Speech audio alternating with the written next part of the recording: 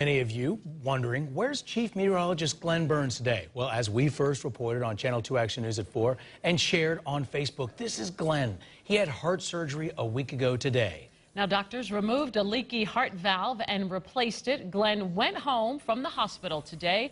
Before his surgery, though, he talked to me about how the doctors caught this and the very important lesson for all of us. I get a physical every year, and I've had a clean bill of health, good shape, see you next time.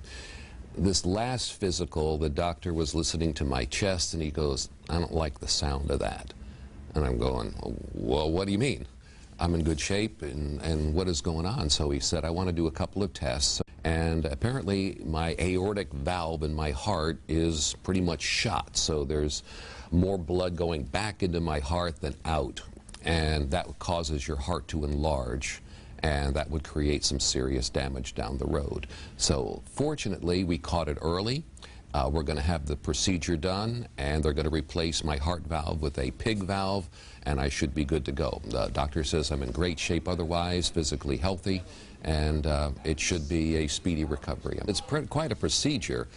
Takes about anywhere from 3 to 5 hours, depending on what complications they see once they get in there. But Dr. Randy Martin has been a great help, and he calls this the big boy surgery. And when you talk about the big boy surgery, give us some details about that. Like, what I mean, this is open heart surgery. Yes, and it's kind of scary when you think that they're going to stop your heart, and they're going to go inside your heart and replace it with a foreign object. That's kind of scary to me. And you talk about catching it early, so your doctor sort of finding it before it could get worse. And could that have led to a heart attack? Could that have led to a more serious infection? It could have resulted in death. That's how serious it is.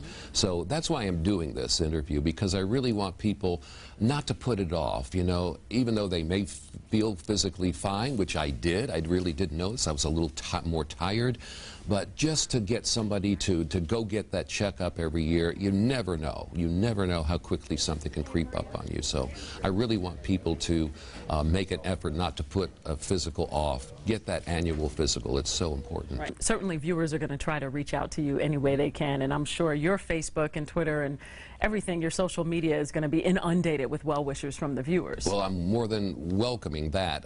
That again is going to be so great for my recovery in itself, but I won't be able to actually write back. I always try to write back everybody that writes me. If they take the time to write me, I'm going to write them back and say thank you, but it may be a little delayed for a couple of weeks if you're right, but I would certainly appreciate that so much. Yeah, so what exactly did that first doctor hear when he listened to Glenn's heart? We're going to hear from all of Glenn's doctors on his good prognosis and his recovery. That's coming up in the next hour at 6 o'clock. So the surgery a week ago today. He's back home, resting comfortably. Been in touch with Glenn a little and his family a little bit more. And so he's home and he's doing well. So that's the great news. And also great news, he's transitioning from being in the hospital and ICU to now being at home. That's more comfortable. And he's transitioning to the kind of the boring part of recovery. You have to sit at home. So that's great news for him. And personally, you know, of course, I wish Glenn and his family the best, and looking forward to his speedy recovery and having him right back here with us. Getting back here as soon as possible. And Glenn, I know you're watching right now. Don't be impatient. You got to chill out. So catch up on some books. Definitely. So just over 2 hours ago, we posted the news about Glenn's surgery on our Facebook page, and since then, more than 6,000 people have liked the post. More than 700 have shared the news with their Facebook friends. We're going to show you, we're going to show Glenn the hundreds of supportive comments you've written to him, so he will see everything that you post. He'll appreciate it. Yeah. Good. Thank you. All righty.